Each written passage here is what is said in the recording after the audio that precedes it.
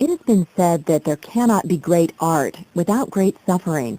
In this session, we'll discuss a 19th century artist whose life seemed to be the ultimate example of this proverb, Vincent van Gogh.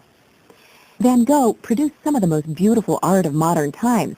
His paintings now bring the highest prices of any paintings on earth, millions of dollars for a single canvas.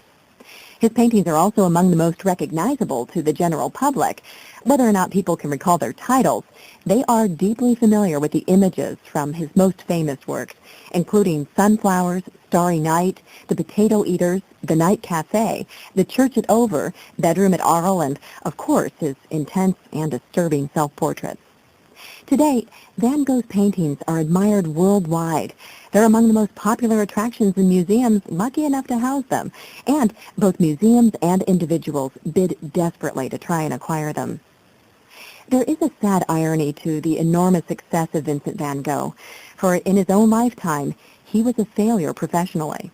He sold only one painting, and that for a mere $80. There was almost no one who believed in him or supported him, with the notable exception of his younger brother, Theo. He was the classic starving artist, living months at a time on bread and nuts, unable to buy clothes or furniture or to meet his rent. There were times he couldn't even afford to buy paint, and worked instead with a mixture of coffee grounds. His personal life, too, was streaked with tragedy, even from the time he was very young. He was considered odd and volatile, and had no friends. He was unable to hold down a job and tried profession after profession until he finally settled on painting. His parents disapproved of him and considered him an embarrassment. He had several love affairs, often with what might be called inappropriate women, his cousin, a prostitute, and an unwed mother. Every relationship he had ended in disaster and triggered a deep depression. Throughout his life, he was painfully lonely and bereft of company and friends. Most importantly, he suffered from a severe mental imbalance that biographers and historians have been unable to identify. It's possible he had epilepsy, for he occasionally seemed to have seizures. It's likely he was a manic depressive. We know only that he was haunted by nightmares, hallucinations, rages, and melancholy. He spent time in mental asylums and under the care of a personal physician. None of this helped. When he killed himself with a revolver in a field in southern France, he was only 37 years old. He remains today the very model of the tormented genius. That he was a genius is unquestionable. Vincent van Gogh's use of color and texture was unlike that of any artist before him. His use of bold, wavy lines in his paintings gave them a sense of life and movement. Trees sway, chairs reach out and welcome, stars explode, flowers pulsate, fields undulate, and the whole atmosphere seems to quiver and vibrate. Van Gogh belongs to a school of art called post-impressionism. He didn't know he was a post-impressionist. It was a term developed years after he died by two 20th century English art critics. In a sense, post-impressionism is a general phase used to describe the art movement that followed Impressionism, the movement of the late 1880s that included artists like Renoir, Monet, Degas, and Cassatt. Post-impressionism covers a short period of time from about 1880 to the end of the century. The post-impressionists used the same bright colors that had typified Impressionism, but they added a whole new focus on the meaning of the painting.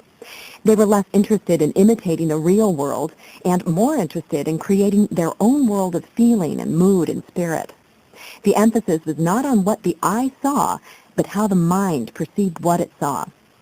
Van Gogh is a leading post-impressionist, but others included Paul Cézanne, Georges Seurat, Toulouse-Lautrec, and Paul Gauguin, one of Van Gogh's few friends. Van Gogh began where the Impressionists left off and took art in an entirely new direction. He's known for his thick pigments. Sometimes he discarded brushes altogether and applied his paint right from the tube. He's known for his use of bright colors, some of which he didn't even bother to mix. And he's known for his long brush strokes, which create contours across the canvas. All of these techniques give Van Gogh's paintings an intensity and emotion that makes them seem as if they're alive and breathing.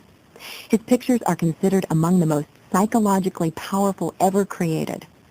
His own powerful emotions, his anguished mind, his tortured soul, pour onto and out from the canvas. We are able to have much insight into that soul and into the man who hosted it because, besides his paintings, Vincent van Gogh left behind 750 letters to his brother Theo. The letters are lucid and eloquent. Besides describing the details of his ordinary life, they reveal Van Gogh's hopes and fears and his philosophy about art, humanity, and God. Together they offer us a picture of a man who, though plagued by despair and prone to violent outbursts, was also deeply compassionate, selfless, and idealistic. Because Van Gogh did most of his painting in France, people sometimes mistakenly believe he was French. He was not. Vincent van Gogh was Dutch. He was born March 30th, 1853, in a quiet village in the Netherlands named Zundert. His father was a strict Protestant clergyman whom Van Gogh deeply admired but could never please. His mother came from a family of bookbinders. Vincent was one of 6 children, but in a sense there was always a 7th lurking in the shadows. The 7th was a boy who had been born before Vincent, but who had died in infancy. This boy was also named Vincent. Miraculously, the 2nd Vincent had been born on the exact same day as the 1st, a year later, which may be why his parents gave him the same name. Today, psychologists would wonder about that choice. Van Gogh always thought of himself as the 2nd Vincent, and his parents, when they disapproved of his behavior, often remarked on how sure they were that the 1st Vincent would have behaved better. Vincent van Gogh was instilled with a sense of inadequacy from the moment he was born. Balancing this curse of the brother who preceded him was the great blessing of the brother who followed him. When Vincent was 4, his brother Theo was born. Theo adored Vincent and remained devoted to him throughout his life, regularly sending him money and nursing him through his many illnesses and breakdowns. As a youth, Van Gogh attended boarding school and then entered secondary school where he excelled in languages. He could speak Dutch, German, French, and English. When he completed school, it was time to choose a profession, but Vincent had no clear idea what he wanted to do in his life. It was then that Providence stepped in. His family arranged for him to work with an uncle who owned an art gallery in The Hague. He joined as a junior clerk and suddenly found himself in the stimulating atmosphere of the art world. He read art journals, started collecting prints, and became personally acquainted with many amateur and professional artists. After 5 years, he was transferred by the company to London, and it was here he would have one of the desperate love affairs that would become a pattern in his life. Van Gogh fell in love with his landlady's daughter, who rejected his offer of marriage. Devastated, he found himself unable to work. In an attempt to rouse him from his misery, his uncle's company sent him to Paris, but Vincent refused to stay. He returned to London and was again ordered back to Paris. This time, he refused to go. Instead, he spent all his time reading the Bible. Exasperated, the company fired him. The year was now 1876, and Van Gogh was 23 years old. While in London, Van Gogh saw a side of life he had never known before. He discovered the terrible slums of the East End and became convinced he must do something to help the poor. To Vincent, it was a way to do God's work in the world, to serve him by serving his children. He began to think about becoming a preacher. But first, he found a position as a teacher, a position that he himself terminated when he found the school was unable to pay him. Following that, his family once again found him a job, this time at a bookstore. Again, he showed no interest in his work. He spent his time taking long walks in the countryside, studying nature, and making his first attempts at drawing. Soon, he found that his sketches were his refuge. He began to send Theo his drawings and told him that drawing brought him more pleasure than anything else in life. He said, "Provided we remember what we see, we need never be empty or really lonely." After the bookstore failed, Vincent finally decided that his career in life had to be one of service, and he resolved to be a preacher like his father. For 15 months, he studied for his theological exams, but when he finally took the exam, he failed, and he was rejected by the university. Next, he enrolled in a course for missionaries, but he failed in this course, too. It wasn't that he lacked intelligence or initiative. Most of his failed studies were due to his inability to accept what was being taught. He argued with his teachers, refuted their theories, and refused to accept their criticism. They considered him belligerent and rebellious. Finally, in 1878, Van Gogh went to work as a mission preacher to the coal miners in a depressed area of Belgium. He had a strong sense of social justice and a lifelong compassion for the poor, so he approached the coal mines not just as a missionary, but as an activist. He shared his money with the mining families. He lived as they did, rubbing coal dust on his face and hands and descending into the dangerous mine shafts. He gave away his bed and slept on the floor. He took to wearing an old tunic and a shabby hat. Then he gave away even the tunic and took to wearing shirts made out of old sacks. When a fire broke out in the mines, Vincent went to help bandage the injured. His behavior was considered extreme and bizarre. He was too devoted, too selfless. The Evangelical Council found his interpretations of Christ's teachings too literal and warned him to change his ways. Instead, Vincent became more committed. When the miners went on strike after a mine explosion, Vincent supported them. This defiance against authority was more than the council could tolerate. They sent notice of his dismissal. Disappointed and disillusioned, Vincent wandered barefoot through the countryside, sleeping in the open and accepting food from benevolent strangers. He continued to send his drawings to Theo, who was now an art dealer in Paris. Theo encouraged him to continue with his art. He saw promise. Within Vincent, a seed of thought began to take root.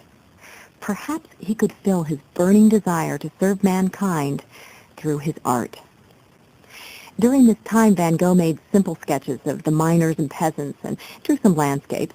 They were unpolished drawings, and the colors were very dark, expressing the poverty of the area and how deeply it affected him.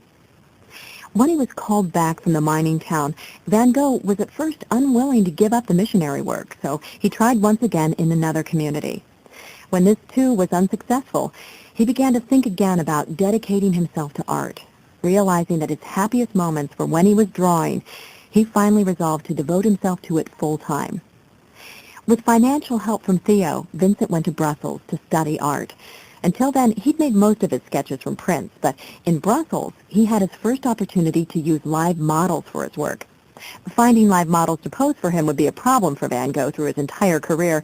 His fiery moods and eccentric behavior discouraged people from wanting to sit for him. He wrote to Theo, "Whatever I do not inspire confidence. How then could I be useful in any way to anyone? I am very easily swayed by passions. I'm capable of doing, indeed I am likely to do, things which are more or less mad and which I'm usually somewhat sorry for afterwards. Now, bearing this in mind, what am I to do? Ought I to consider myself a dangerous fellow, incapable of doing anything worthwhile? I do not think so. My job is to put my own passions to some good use." In 1881, Van Gogh returned to Holland to stay with his parents and launched his second disastrous love affair, this time with a young widowed cousin. This love, too, was unrequited.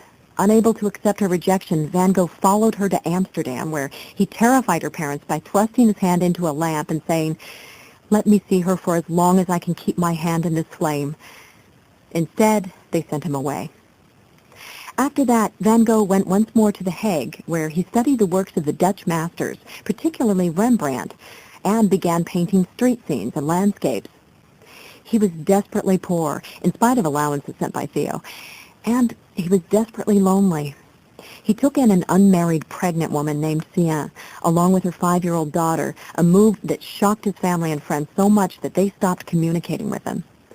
Only Theo remained loyal, although he too disapproved. The relationship with Sienne, like all of Van Gogh's relationships, was short-lived.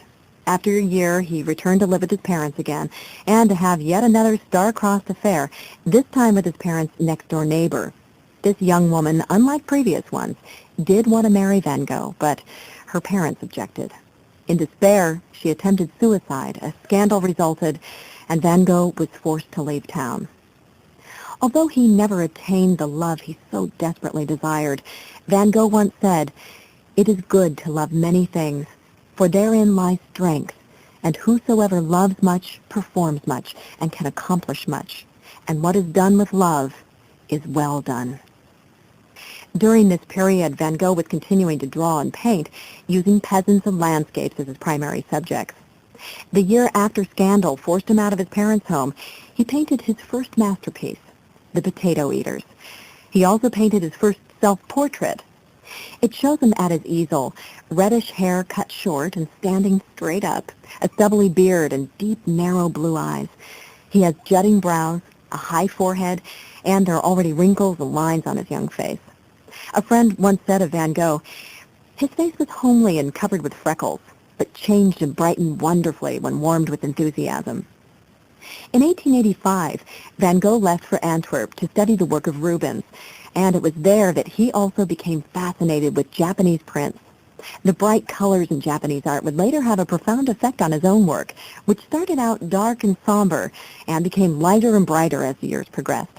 He once wrote to Theo, "All my work, in a way, is founded on Japanese art. Their work is as simple as breathing. If we look at Japanese art, we see an artist who is wise, philosophic, and intelligent. These Japanese live in nature as though they themselves were flowers." Antwerp, in spite of the joyous discovery of Japanese art, was a study in misery. Vincent was so poor he lived almost completely on bread. When Theo sent some extra money, he bought a proper meal, only to find he couldn't digest it. His teeth were broken and decayed and needed replacing. A doctor told him he was having an absolute physical breakdown. Frightened and not knowing where else to turn, he turned to the one who always welcomed him and boarded a train for Paris and Theo. He never returned north again. In Paris, Vincent and Theo shared an apartment crammed with works of art. Once again, Van Gogh entered art school, and this time he began to meet some of the painters who would later gain fame in the Post-Impressionism movement. They included Toulouse-Lautrec, Monet, Degas, Pissarro, and Gauguin. Pissarro encouraged him to use more color in his work, and so Van Gogh, already impressed with the color in Japanese art, began to explore new styles. An important event in art history took place while Van Gogh was in Paris, the last exhibition of Impressionism. Van Gogh attended and studied the vibrant colors and the daring brushstrokes of his predecessors. Then he began experimenting with similar styles. Meanwhile, he was absorbing the styles of neo-impressionists like Georges Seurat and Paul Signac, who were working with the pointillist technique, using tiny dots of colors to construct form. From all these influences, Impressionism, Neo-Impressionism, and Japanese art, Van Gogh began to develop a style of his own. He worked quickly, hoping to capture spontaneous feelings before they were lost. He also began signing his work. Van Gogh always used the signature Vincent because he felt Van Gogh was too difficult to pronounce. He was right. Although most people refer to him as Van Gogh, the true pronunciation of his name is Van Gogh. During this period, Vincent produced many still lifes with flowers and several self-portraits, the latter partly because he had trouble finding models. During only 3 years in Paris, his style shifted dramatically from the dark, somber tones of his Belgian work to a brighter, more colorful style that would eventually become his trademark. Meanwhile, Van Gogh was beginning to exhibit the signs of mental strain that would eventually lead to several breakdowns and his eventual death. He was nervous and often irritable, quick to argue, and sometimes violent in his arguments. His friends stopped visiting, and only Theo remained by his side. Theo once wrote, "It seems as if he were two persons, one marvelously gifted, gentle, and refined, the other egotistic and hard-hearted." Van Gogh's health was beginning to fail, and he longed for the open air and sunshine of the country. He decided to move to the south of France, where he hoped he could recover his health, and where he also hoped he could fulfill a cherished dream. This dream, which he held on to for many years, was to establish an artist community in the country. He hoped to build a working group of what he called Impressionists of the South. He set out for Arles in 1888, inviting his artist friends to follow and join him. Together, they would paint, commiserate, study, and enjoy long walks in the countryside. He was particularly anxious that his friend Paul Gauguin join him, but Gauguin, like the others, was unwilling to commit. Van Gogh set out alone and found himself a small yellow house in the bright sunlight, where he proceeded to create many of his masterpieces. The subject of one of these was his own light blue bedroom, with its yellow bed, and his coats hung neatly upon the wall. That spring, Van Gogh exhibited 3 of his paintings, and continued to send Theo more, hoping some would eventually sell. He made a few friends in Arles. The postman, Joseph Roland, was his favorite, and he immortalized him in one of his best paintings. He seemed consumed by a restless electric energy, working quickly, averaging as much as 1 painting a day. In 1888, Van Gogh's friend Gauguin, at the urging of Theo, finally agreed to visit Arles. He and Van Gogh set up house together, working in the day and spending their nights at a bistro drinking absinthe, a popular French liqueur that Van Gogh favored. It was a tempestuous relationship, doomed before it even started. Both were temperamental, and many arguments ensued. One night, Van Gogh threw a glass of absinthe at Gauguin. When the angry Gauguin threatened to leave, Van Gogh then chased him with an open razor. Finally, after the frightened and disgusted Gauguin had departed, Van Gogh took the razor to his own ear, slicing off the earlobe. He put it in an envelope and had it delivered to a prostitute. Later, he painted a well-known portrait of himself, right ear swathed in bandages, his look somewhat dazed, somewhat remorseful. Brother Theo rushed to Van Gogh's bedside, and after a short period of recovery, Van Gogh was back at his easel. Van Gogh often spoke to Theo about the torments of his mind. He once wrote, "One cannot always tell what it is that keeps us shut in, confines us, seems to bury us. But however, one feels certain barriers, certain gates, certain walls. Is all this imagination, fantasy? I do not think so. And then one asks, my God, is it for long? Is it forever? Is it for eternity?" By now, people in the village of Arles had become wary of the strange artist in residence. No one would pose for him, and children peeked in his windows and made fun of him. Afraid to be left alone, Van Gogh had himself admitted to an asylum about 12 miles outside of Arles. He was eventually given a studio in which to work and the freedom to wander outdoors and paint the wheat fields and olive orchards. He remained in the asylum for 12 months, alternating between moods of calmness and moods of deep despair. He wrote to Theo, "I am working like mad and feel a blind rage to work more than ever." Finally, Van Gogh's work was beginning to attract attention. 10 paintings were exhibited. He received a flattering review in a French newspaper, and he made his first and only sale, The Red Vineyard. None of it helped. In spring of 1890, Van Gogh slipped into a severe depression and placed himself in the care of a homeopathic doctor named Paul Ferdinand Gachet, a friend of Camille Pissarro and Paul Cézanne. Gachet was located in a village 20 miles outside of Paris called Gogh. There, Vincent rented an attic room and proceeded to paint the small houses of the village, the endless wheat and cornfields, the river valley, the church, and portraits of Dr. Gachet. He worked with great intensity and speed, trying desperately to ward off the feelings of hopelessness which threatened to consume him. He began to quarrel with Gachet, claiming he was making no recovery, and he began to feel guilty about his lifelong dependence on Theo. Then, one day he took the revolver of his landlord and slipped outside, easel and brushes in hand. While painting stacks of yellow hay, he stopped, aimed the revolver at his chest, and fired.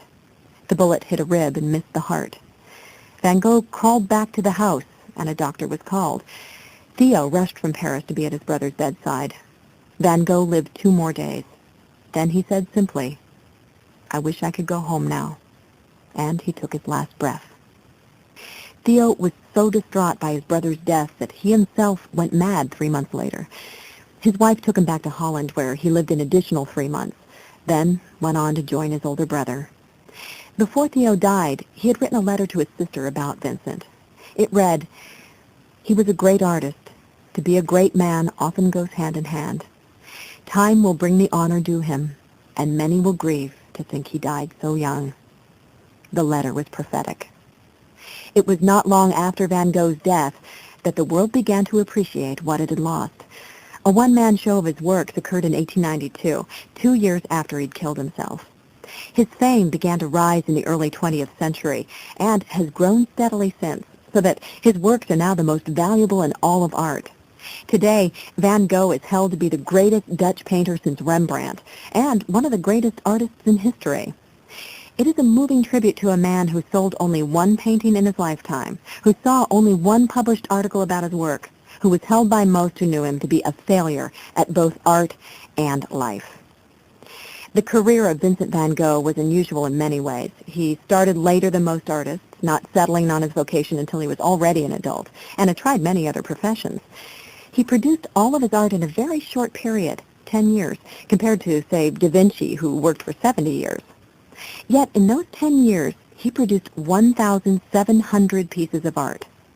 Most of his art was condensed into a brief 29 months towards the end of his life, In the last 70 days of his life, he painted 70 canvases.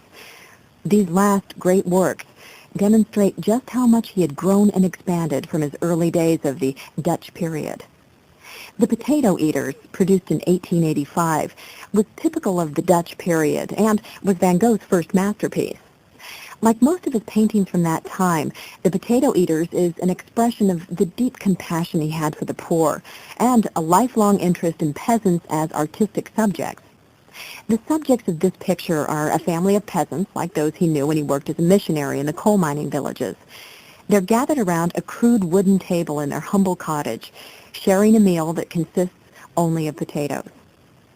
In this work, as in all of his early works, Van Gogh used earth colors and dark shades of greenish brown and gray. Later, taking inspiration from the Impressionists and from Japanese painters he admired, he would gradually lighten his palette until he finally arrived at the bold, vibrant hues that he's now famous for. Early works like The Potato Eaters were more distinctive for their strong lines and shapes and for the way they reflect the artist's deep feelings for the common people. Another Van Gogh classic is The Night Cafe, painted in Arles in exchange for the rent he couldn't pay. The cafe was open throughout the night and was a refuge for people who had no place to sleep. The clock above the door in the painting reads 15 minutes past midnight. Men are asleep at tables, their heads buried in their arms. 4 gas lights hang above a green billiard table, casting a dull lemon glow on the scene beneath. Vincent thought it was the ugliest picture he had ever done. He told Theo, "I have tried to express, as it were, the powers of darkness in a low wine shop, and all this is an atmosphere like a devil's furnace of pale sulfur." Van Gogh's popular series of sunflowers were also created in the Arles period, when he worked in the little yellow house in the countryside. During this period, Van Gogh painted in a frenzy, using broad rhythmic strokes, swirling lines, and intense colors. It was here that he developed the distinct style now so strongly associated with him. He demonstrated a particular fondness for yellow, saying, "It is the symbol of love and kindness, the color of the all-warming sun." Starry Night was painted outdoors by the light of a street lamp. It's known for its dazzling stars, its overall explosive effect, and its reflection of the wild energy of its creator. Gold stars swirl. Cypress trees look like moving flames, reaching up to a cosmic blue sky that seems to have gone mad. Electric waves emanate from the stars, and the crescent moon seems as gold and vibrant as the sun. Wheatfield with Crows, painted in 1890, is remarkable for 2 reasons. One is that it is possibly the last picture Van Gogh painted. The other is the intensity of desperate emotions it reveals. The dark sky is ominous and threatening. A road leads into a distant nowhere. Crows hover like bats. It is a painting of foreboding, somewhat similar to his earlier paintings in its dark, somber mood. And it captures all the anguish and loneliness that would lead to his suicide shortly after. In all his later works, the genius of Van Gogh was his use of color. "I want to paint something eternal, which we seek to give by the variations of our coloring," he said. He believed that colors, like music, vibrate. His colors are so bright you can almost smell the fragrance of his flowers and feel the heat of his sun. Along with his stunning use of color was Van Gogh's broad, bold use of his brush strokes. These strokes give everything a sense of movement. Wheat dances, people almost blink, trees and flowers dance. Perhaps more than any other artist, he used his canvas as a mirror for his emotions. His style was spontaneous and instinctive. He worked quickly and feverishly, anxious to catch the mood of the moment. Van Gogh's new and bold style made him an important bridge between the 19th and 20th centuries. This bright, colorful vision opened a new world for artists to come. He influenced both German Expressionism and the Fauvism movement of the early 1900s. Fauvists, like the famous Henri Matisse, were notable for their use of flaming, brilliant colors. Matisse had been heavily influenced by a Van Gogh retrospective he attended in 1901. There would be others who would be influenced by Vincent van Gogh, other artists, and millions of admirers. Yet, perhaps what is most stirring about his work is not the colors, not the brushstrokes, nor the strong lines, but the artist's dedication to God and his determination to showing the beauty of God's world through nature. This became a theme in Van Gogh's paintings, and it was a theme that never faltered. Everything in his paintings vibrates with energy. Everything is alive with a divine presence. Though desperately poor his entire life, his genius unrecognized and unappreciated by all but a few, and perpetually haunted by dementia, his faith in what he had to communicate sustained him. Everything that is really good and beautiful, he said, everything of inward moral, spiritual, and sublime beauty in human beings and in their works comes from God. This is the end of the session.